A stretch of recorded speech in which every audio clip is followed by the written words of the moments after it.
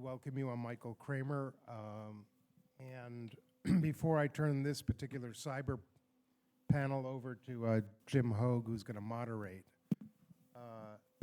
since this is our first panel of the conference, things are a little rusty, and I think I am one of the people who actually understands how to talk you through what I hope all of you have in your hand. This is an audience response device. The idea is that for some issues, we've invented questions, and we're going to ask you to vote.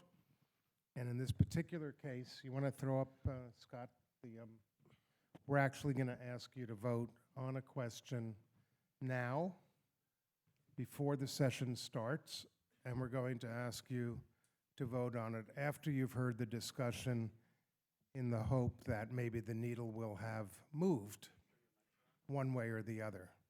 In the next panel, which some of you I know are planning on staying for and attending, which is on Iran, which I am moderating, we're going to ask you to conceive of yourselves as members of Congress and vote for or against the agreement both before and after the session. So you kind of get it, right?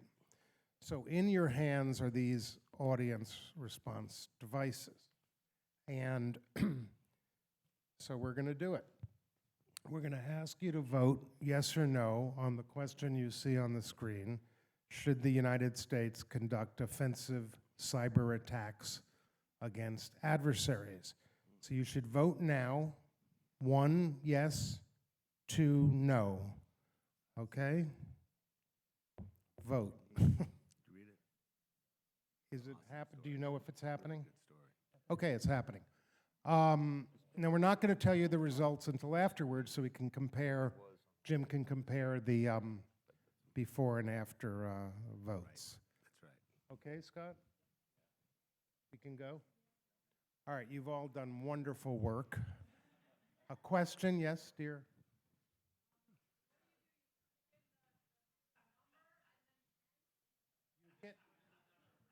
That's my wife asking the question. You hit number 1. No, just number 1. Just hit the number. You don't have to hit enter. She's a journalist, so she has. No, you don't have to hit enter or anything. And they're all powered up. Okay? Fine? Okay, Jim, it's yours. Michael, thank you very much. The subject is cybersecurity, cyber war. Let's see if we can turn this on. It's in the box. You have to hit the box. It's in the what? The little box. First session, new conference, few kinks.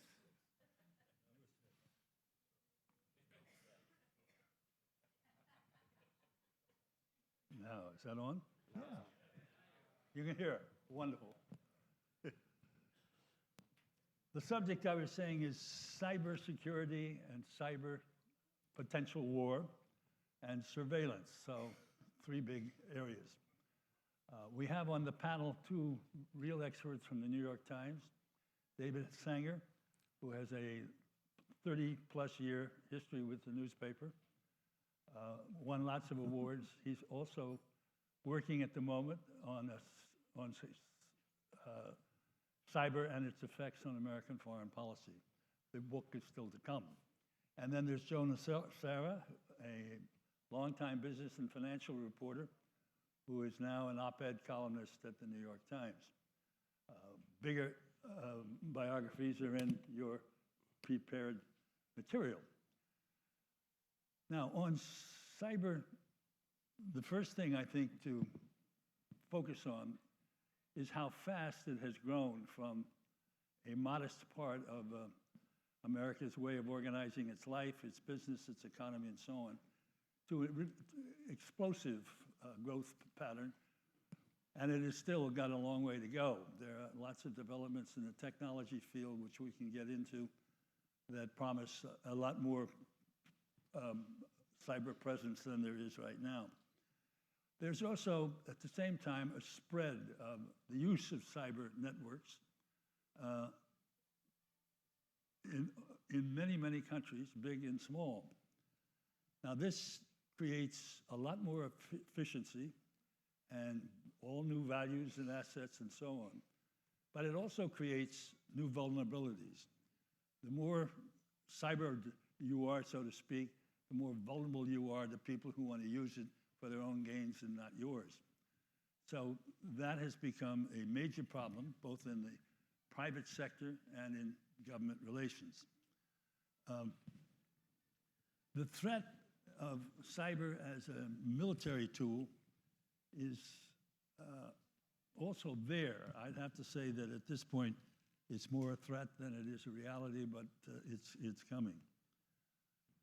So with that brief introduction, let me turn to David Sanger and maybe start with your own evaluation of where cyber is as a phenomena and what are the next sort of developments that we have to concern ourselves with.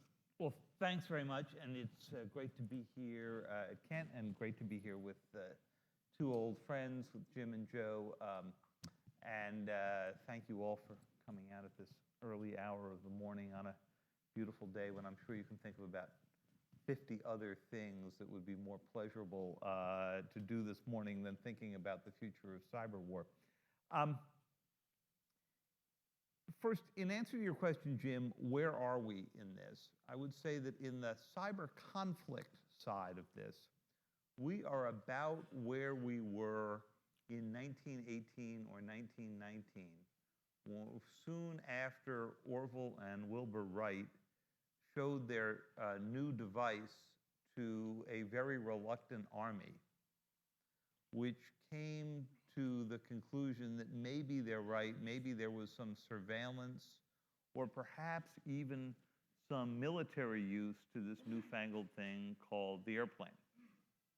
And there was modest use, as you know, in World War I, and ferocious use 20 years later in World War II, culminating with the dropping of the atomic bomb from the Enola Gay 70 years ago this month. That was a period of compression in the air analogy of about 20 years. And I would say in cyber, you should bring that down to 4, 5, or 6 years, just given where we are on this. It's the term cyber war is thrown around a lot in places where it has no business being. So let me just ask you to think in sort of 3 different categories.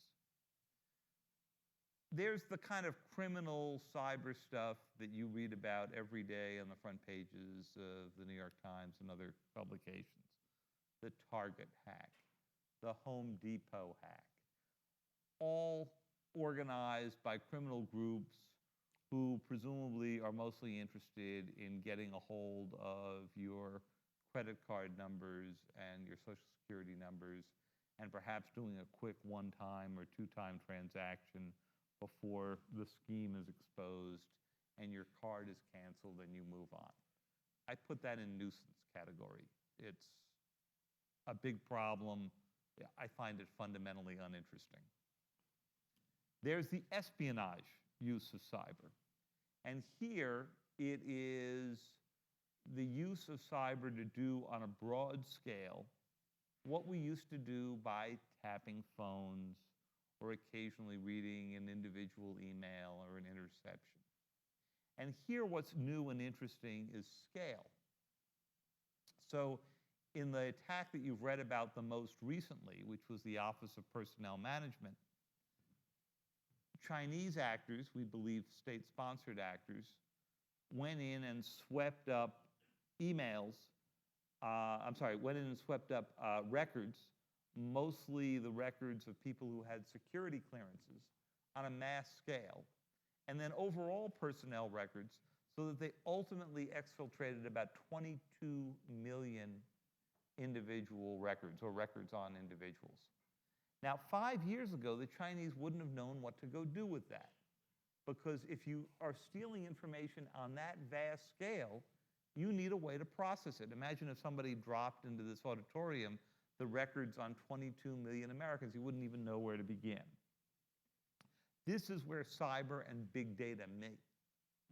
Because if you've got the big data capability to sort through this, then suddenly you are being able to go figure out from this giant haystack what few needles, say, people who you think might be intelligence agents being sent to China that you need to worry about. That's interesting. It's different, and one of the issues the United States government has to go deal with is whether you treat this the way we treat with ordinary espionage, you know, we throw out a few spies, they throw out a few spies, or whether the scale makes it fundamentally different. And I'd argue, and we can take this up in the Q&A later, it does make it fundamentally different. Then there is a third category, which is what I spend most of my time on across the vast number of people we have at the Times who are covering cyber issues, from Silicon Valley to the Wall Street and financial group that Joe sits among, and to the national security crew in Washington that I participate in. And that is the use of cyber as a weapon. Now, in the old days of cyber as a weapon, which is to say prior to 2010, 2011, the original sin of Stuxnet, cyber weapons were cyber attacks on somebody else's computer. So I want to go mess with my friend Joe. I go into his computer system. I move some data around. I send him nasty messages, fake messages from his editors, and he thinks they're like the messages that you and I get every day, right? Okay.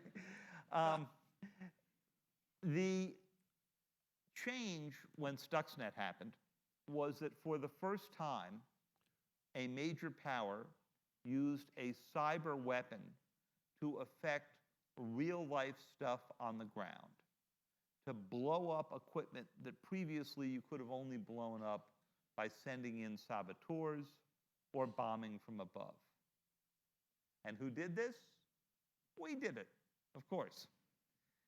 And we did it against the Iranians, and we can take this up in greater length when we discuss Iran.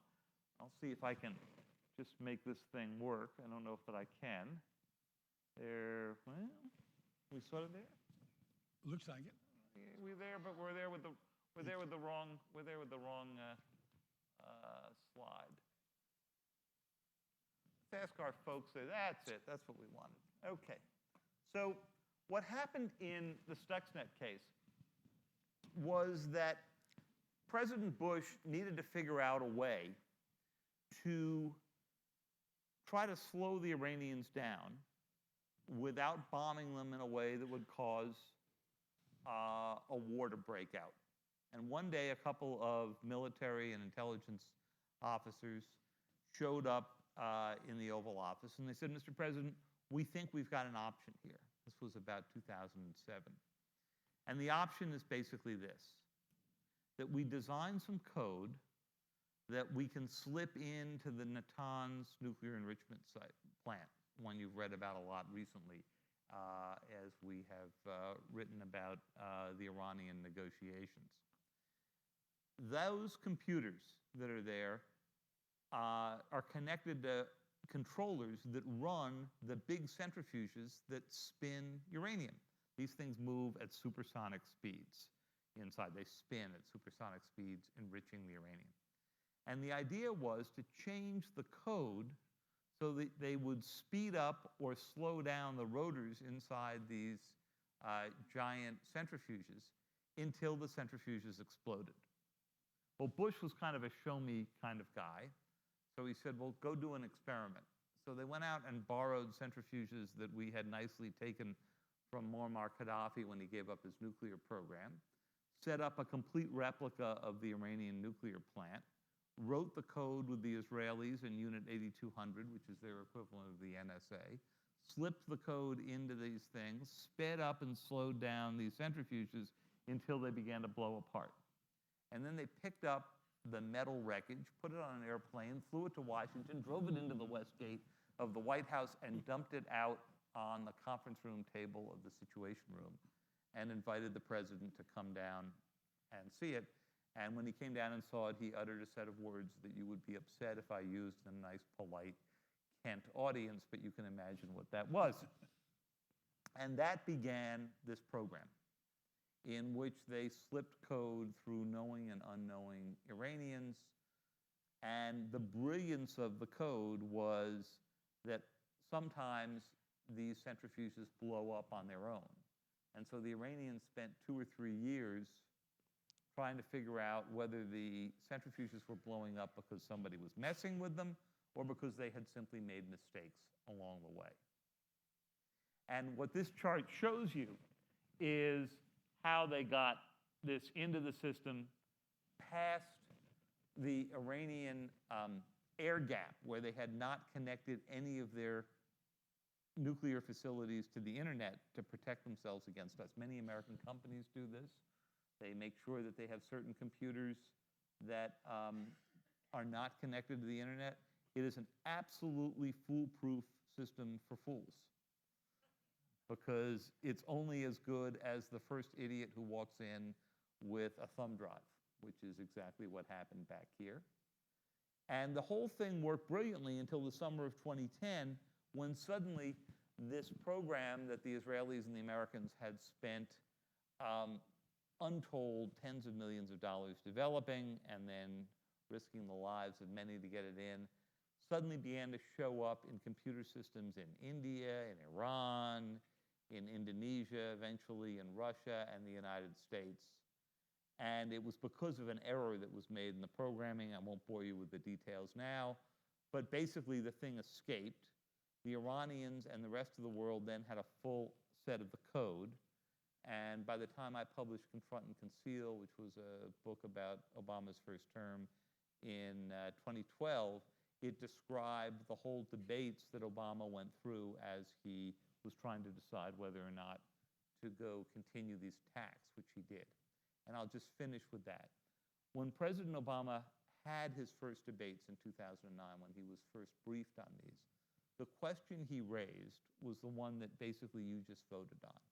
It was, do we want to use this new weapon if we know that once we begin to use it, other great powers around the world and small powers are going to begin to use cyber weapons as well against us, and perhaps use the Iran case as their excuse? And basically he decided, well, since this was my best option to slow down the Iranians, and it did slow them down for a year or two, we should take the risk. And for a few years, it looked like that risk was pretty low. And in the past year, we've had the Chinese attack on OPM, we've had the Russian attack on the State Department and White House computers, we've had several Russian and Chinese attacks on the Pentagon, we've had the North Korea attack on Sony, which we can come back to in the Q&A. It's a fascinating example of destructive cyber. It melted down about 70% of the Sony pictures entertainment computer systems. Forget the nasty emails about Angelina Jolie. The important part of this attack was the destructive part. And so we are in that new era now, just as we were in it in 1918 with the airplane. David, that's a terrific introduction, and we'll come back to sort of the effects on American foreign policy and where we go from here. But there is a domestic angle to all of this that's very important for the whole story. What is cyber doing to the American economy in terms of job losses and job created? What is happening in American society in terms of the tension between privacy and security? And Joe, maybe you can tackle the economic part of this as a start. Well, one place I would start, actually, before we talk about the effect on us, is how our government's cyber efforts and the revelations around Edward Snowden have affected American companies abroad. Our country does not allow a Chinese company called Huawei to sell routers in the United States on the grounds that Huawei routers would be a means by which the Chinese would be able to tap into American computer networks. And yet, it turns out that the people who were actually doing that were our guys. This has made Cisco's life abroad extremely difficult because people say, well, why should we trust your machinery given what we know now about the NSA? The revelations that they were tapping the phones of Angela Merkel and Dilma in Brazil have, in Brazil especially, have damaged relations between the countries to the point that Brazil has, and other countries too, have really talked seriously for the first time about creating an internet governance that is not US-centric, which poses all sorts of problems in terms of freedom of expression, censorship, what kind of controls countries will have over their internet. They have plenty now, but this suggests that there could be even more. A third area is the European reaction, if you can call it that, to Google, Amazon, Apple, and Facebook. You can argue European and American antitrust views and laws and approaches are very different. The US is very consumer-oriented, and Europe is very competitor-oriented. And so it is quite possible that a lot of the antitrust stuff would have happened anyway, but the fact that the world now knows that these companies were tapped into by our government, and with this metadata being taken from them, has created a kind of populist anger at these companies, even though they're widely used. Google has a much higher market share in Europe than it does in the United States, but it's created a kind of anger, and that's given the European regulators a kind of cover to go after these companies and to try and put limits on what they can do and view them in a different way. So I think the U.S., the NSA spying, cyber spying, and those revelations have been have damaged American companies in a very real way. They've also sort of made Americans, and this is not a bad thing, I think, they've made Americans more aware of the extent to which companies are invading their privacy for profit. And so even though we still let it happen and everybody sort of knows that when you're on Facebook, Facebook is learning things about you that they will sell to advertisers, it has become a larger issue in the United States than it was. Joe, there's been some recent legislation on this through the Congress trying to put some constraints. Do you have an evaluation of the 19? Yeah, it won't pass. Won't pass. I mean, nothing passes. So,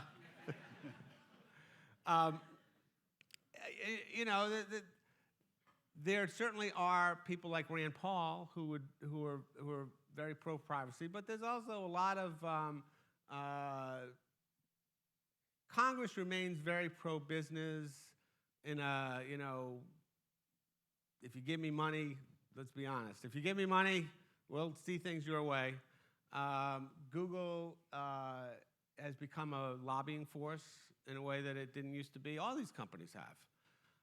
So, I mean, I would seriously doubt. I'd be curious to know what David thinks about this because he's in Washington. But I seriously doubt there'll be any legislation along those lines, and I think it's much more likely, that companies, if they move at all in the direction of privacy, will do it because of blowback from large numbers of customers. Well, companies already are, Jim. And so for any of you who've got an iPhone 5 or an iPhone 6 and have downloaded the new operating system that came out in October, right? So when the iPhone 6 came out, you've actually participated in a way in this huge encryption debate, which is really the central question that is captivating law enforcement agencies, intel agencies, and Congress, though my suspicion is, as Joe suggests, that you were going to see a very difficult time getting any legislation through. And let me just describe to you briefly what this debate is. So in the old days, when the FBI arrested somebody and they found an iPhone or any other phone in their pocket and they thought it might have evidence of something, they would slap a warrant on it, they would send it, they would FedEx it to Apple, and they would say, download from the internal memory of this phone all of Jim Hoge's contacts, his photos, the whole bit. Okay, and there was the warrant. Under the new operating system, all of that data in your phone is encoded in a 2,000 plus encryption key that is linked in part, but not entirely, to that 4 or 6-digit number you type in when you try to get into your phone for the first time. Apple does not have the key.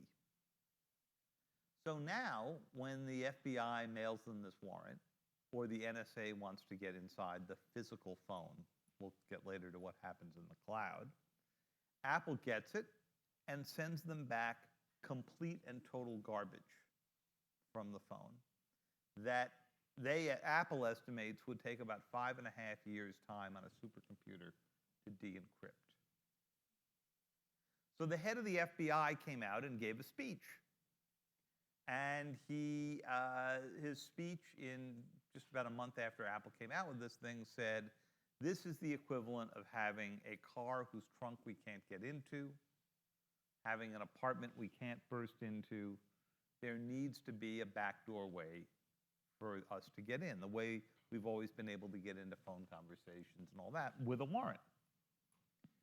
And Apple said, terrific. You guys are really brilliant. Because as soon as you create that back door, the first ones who are going to crawl in are the Chinese and the Russians and the Iranians and the North Koreans. Because once you create the opening, they will find their way in. And this has completely paralyzed the Obama administration. There was a part of the administration, including the people who were on the commission that examined the NSA's materials, who wrote that the United States should be working to strengthen encryption for exactly the reasons Joe suggested. Because no one's going to trust our products if you believe the Chinese and the Iranians are going to get in. But they don't trust our products. And they don't No, trust the our products Americans anyway. are getting in. So let's try a little thought experiment, Joe. Let's imagine for a second that the FBI wins this argument, and they force a backdoor to be created in Apple. And Apple made it pretty clear they will lobby very heavily against this, and believe me, they can outspend the U.S. government on the lobbying effort. Okay. So what precedent have we created? What we have done is just replicated the exact rules that the Chinese are creating right now for anybody who wants to do business in their market. And as soon as our courts can get into the phones with a legal court order, the Chinese will turn around and say, that's a really brilliant idea. Thank you guys very much. We too have a court system. And so we'll go to our courts and get all of the data you want, including from the Chinese-owned servers that we're building in Iowa. So if your data is sitting on a Chinese server in Iowa, there isn't one now, but there will be soon, and the Chinese want access to it, all they'd have to do is go to court. The Chinese courts. David, let me ask you a question on that basis. What you've been describing is kind of a ping pong game. You do one stroke, I'm going to beat you with a second one. The old-fashioned offense, defense going forward. How prepared are we, and what is it going to take that's allowable to get us in better shape than we are now? From my own reading on the subject, in some respects we have been belated in responding, and in others we've been really quite forward in getting ourselves ready.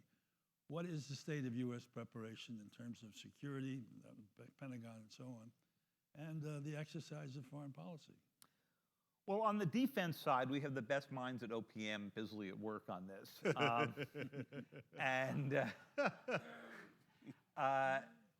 they didn't even have an inventory of the fact that they had some of the most secure data or important data around that they needed to secure.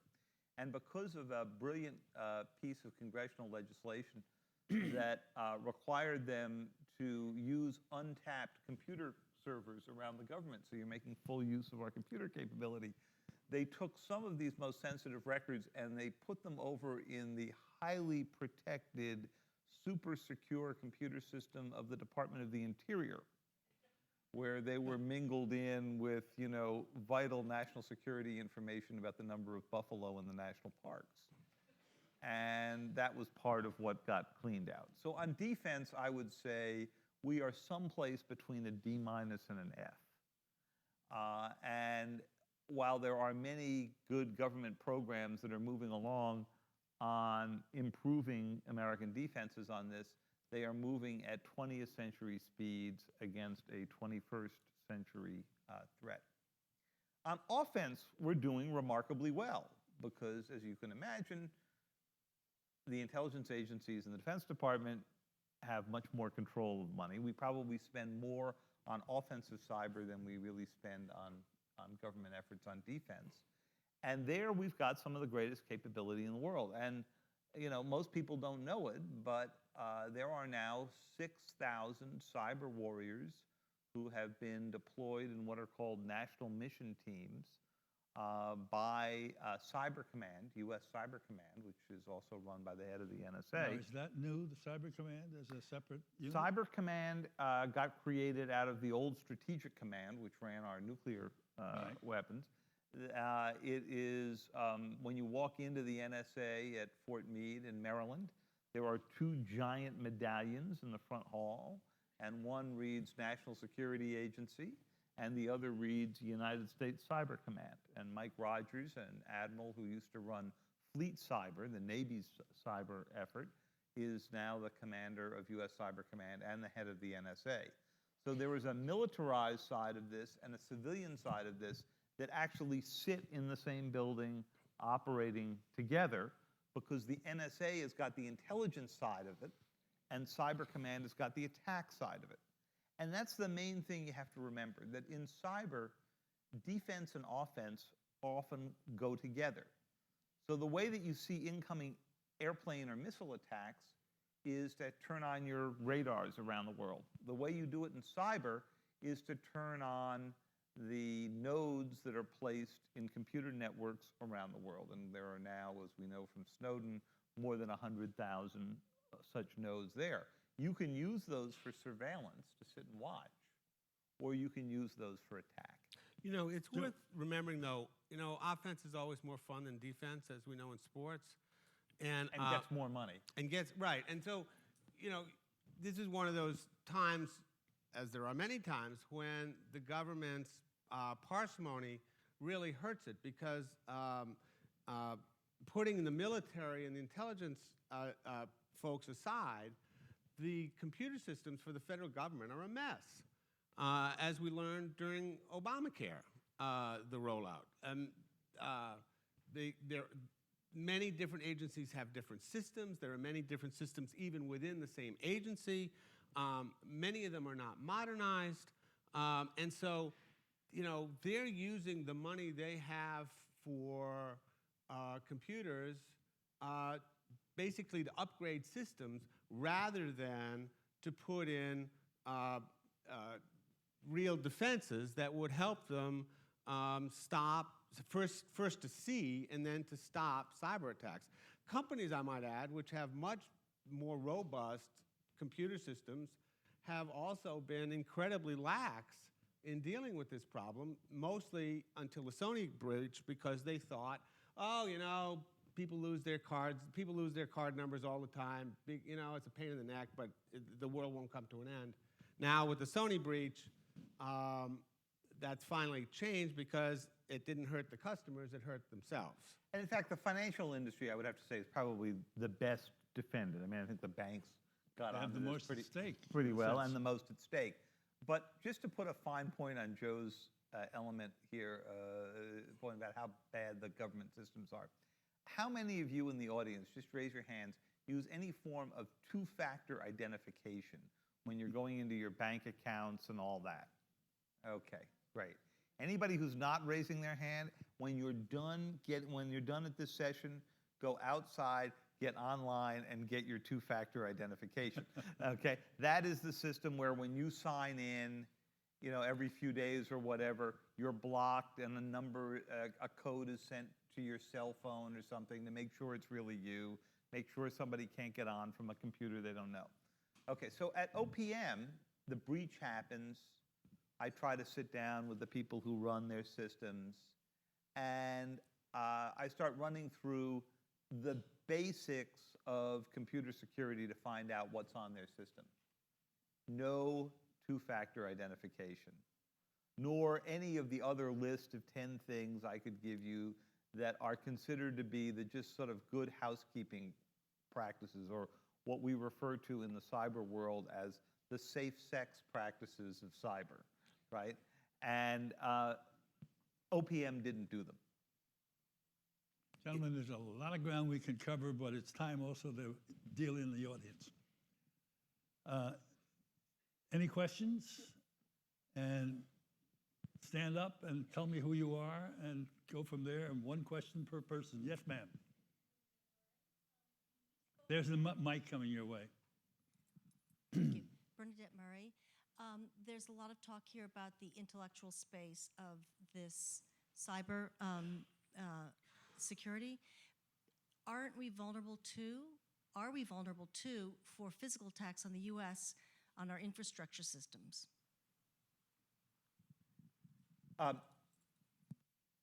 This is usually where the cyber debate begins. And that's the question of how safe are our utilities, our cell phone networks, and all that. And that's been a big concern for a long time. Fortunately, it's been a big concern for a long enough time that some of those areas, not all, but some of them, have been significantly better shored up. Our nuclear power plants, our nuclear weapons, you'll be glad to know there's been a lot of work done on cyber protection of those, not enough, but a fair bit. The cell phone networks and so forth. That doesn't mean that there wouldn't be huge opportunity for disruption of those. Although the easiest way to do it is not necessarily to do a cyber attack on that, but if you really wanted to knock out the American cyber networks, you just have to knock out the satellite communications and the fiber optic communications that run between the United States and abroad, and you would bring down a good deal of the system. So, you know, the old-fashioned way might be in some ways more effective if you were in an all-out war.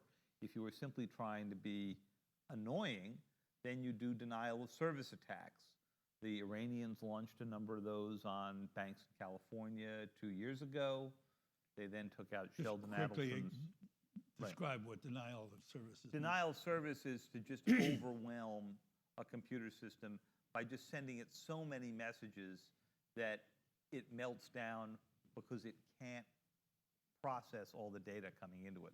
But it's not a permanent attack, doesn't do permanent damage. It just does temporary disruption. The Sony hack that Joe referred to was far, far more devious, far more interesting.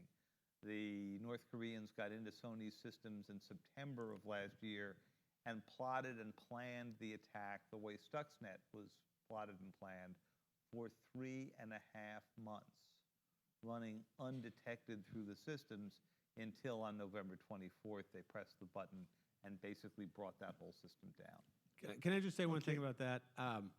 I know that it is widely viewed that the North Koreans did this, and I'm not going to doubt that. But who in North Korea had the sophisticated PR knowledge to realize that there were certain emails that you should leak to the press about making fun of Barack Obama from inside Sony? That's the part that really made me wonder: is this really South Korea that did this? No question. Whether it was North Korea that did it, yeah. Yes, sir. It's a very good question, and I think the one-sentence answer is they hired some help.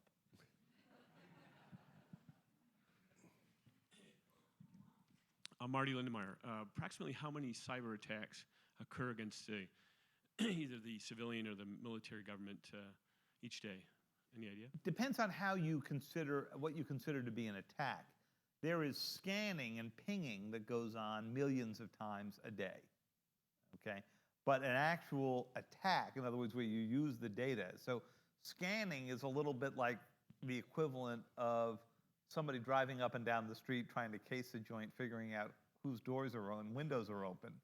An actual attack is more rare, but there are, if you consider, it depends on how you define it. If you consider the criminal stuff, the teenagers, the whole bit, there your numbers would be in the thousands or tens of thousands a day in the United States. If you were actually thinking of big state-sponsored attacks, a much smaller number. David, one sort of development at the moment is something called active defense, which is, it isn't good enough just to stop you when you're trying to do what you're trying to do to us. We're going to answer by doing something to you. This raises a question of at what point do this kind of level of hostilities trigger what none of us want, which is a full-scale on-the-ground war. Well, there's active defense done by companies and active defense done by governments, and actually on the companies part of it in particular, I'd love to hear Joe's thoughts. So, and remember the Google attack, the attack on Google by China in late 2009. And the Google engineers figured out long before the NSA did where this attack was coming from in China. And they wanted, the number of the engineers said, we know how to go back and fix these guys, you know. And look, if you wanted to hire a group of people who would go wreak a little revenge on someone else's server on the other side of the world, a bunch of 20-something Google engineers would probably be about as good a group as you could hire, and they would, you know, do it and go to lunch, right? They got stopped from doing it. Hacking back is illegal in the United States and not illegal in many other places, which is an interesting option for corporations that have subsidiaries around the world. And the reason that it's illegal is that you could get into a situation where you are beginning to attack back on another country's servers, and that country can't figure out if they're being attacked by a private entity or by the government of the United States, and soon you have an escalating cyber conflict that no one in the White House or the Pentagon has the first clue is even going on. So it's imagine that you had actually given thousands of companies and individuals small nuclear weapons during the midst of the Cold War. You'd be a little worried about control. And that's the problem here. Now, many companies are saying you're leaving us defenseless. If you're not going to do something about this, we're going to. And that's Well, where Joe's expertise Joe, comes in. before you start, I want you to also address the issue of whether we see developing in the United States a cyber industrial complex, because budgets for cyber are going up while defense budgets are going down. That's only one indice of the increased influence that the cyber world is Well, I getting. think a cyber industrial complex is a pretty good way of describing it. Yeah. And there is a lot of expertise about it. However, you know, the active defense thing, I mean, if it's happening, and if you say it's happening, I'm sure it is, you know, what I see in the world that I watch still is companies belatedly understanding that they need to do something about this and still really very much being behind the curve. That is my total impression of this. I mean, I bet if you went to Target today, I bet their defenses still aren't ready. I bet they are still hackable, even though they have more people, because it takes a while to do this and to do it right. And companies have, my impression is that companies really haven't invested the money, aside from the financial services industry, because they haven't felt the need until now. Until Sony. Another question. In the Target case, they got in through the air conditioning system. Yes, sir, right here. Mike's coming your way. Rob Steeg's the name. I'd like to ask specifically the extent of the danger in a war-type setting to our country, and I want to go back to your analogy to the airplane. A number of years after the airplane was introduced, we had Pearl Harbor. So go back to your analogy. What are we going to face in the 4 or 5 year time frame that you gave that will be the equivalent of the use of cyber, that's the equivalent of the use of the airplane in Pearl Harbor? From whom will it come, and what is the real danger? So the phrase cyber Pearl Harbor was first used in a big way by Leon Panetta in a speech that he gave on that carrier that's moored permanently on the docks on the west side. Which of New job York. did he have at that time? He was defense secretary at the time, but he was speaking from his knowledge from his time at the CIA. And actually, when you go into the opening of Confront and Conceal, not to be too self-promotional book, it's Leon Panetta going down into the sit room to explain to President Obama that Stuxnet had gone awry. By the way, the book is here for sale. Oh, actually, I don't think it is, so I can say this. No, it is. I checked. Is it? So anyway, so Panetta was particularly attuned to this. I actually think a cyber Pearl Harbor is probably not the quite right analogy, because Pearl Harbor was an attack directly on American military forces. And our most vulnerable systems, as Joe has pointed out, are actually all off in the private sector. And that's what makes cyber different from all of these others, which is that the attack surfaces, as they say, are almost all not in the government's control. And then the government can't turn around and mandate exactly what those defenses can be for all the lobbying reasons Joe just described. So if you were to attack the United States, you'd probably look at non-government run computer systems that affect the mass number of people. And it's pretty easy to figure out what those are. It's the ability to get at your money, it's the ability to turn on your lights, and it's the ability to get on the network or make a cell phone call. And eventually to drive your car. That is actually a coming fear. That Eventually being about 2 years from now. Yeah, eventually. Yeah. Right. Because as cars get more technologically sophisticated and do a lot, they are going to be able to, even if you're not having a self-driving car, the car is going to control more of the driving experience. That's coming very, very soon. And there's a lot of talk about the bad guys being able to hack into your car and basically take it over.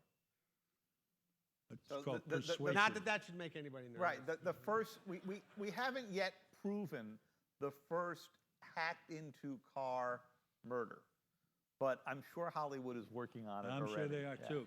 There's a wonderful phrase for it, persuasive computerization, which is when the computer not only can block your system, but can take it over and redirect it. So you want to turn left, and they want you to turn right. Which is sort of exactly what happened in Stuxnet. Yeah. Okay? These guys are sitting up in the control room of the nuclear centrifuges. They're looking at their gauges. Everything looks fabulous. So why are they hearing explosions downstairs? Now, we have just a few seconds left, so let's have one tight question and one tight answer. Yes, ma'am, right there. Excuse me. It's the gentleman in the blue shirt. Yeah, phone coming your way. Wearing Partridge. How vulnerable is the electric network in the country? I don't know. Good question. There's a book coming out. Ted Koppel, who you may remember from TV days, has a book coming out this fall called Lights Out that is an exploration of exactly that. He delved into the system, and I haven't read the full text yet of the book, but the early samplings and my conversations with Ted is he emerged deeply unimpressed with the level of our ability to stop that from happening. But the way to think about this is there are always going to be attacks. Stuff's going to happen. And so you've got to stop thinking about this as building a wall around these systems. You have to start thinking about resilience, okay? Assuming you are attacked, how quickly can you isolate the problem and get everything else back online and have enough redundancy that you have something take over so that it just looks like the lights are flashing briefly instead of all of Kent going dark? I just underscore that in trying to figure out what to do in the way of preparation, resilience is becoming a very hot topic. as, as an absolute necessity because you can't stop everything. So you have to also learn how to rebound from it. We're out of time, but before we go and thank our two wonderful panelists, I want to remind you to vote one more time on the question, which you'll see on the screen, that we started the session with. Yes. I think it means the government. It means the government. Yeah.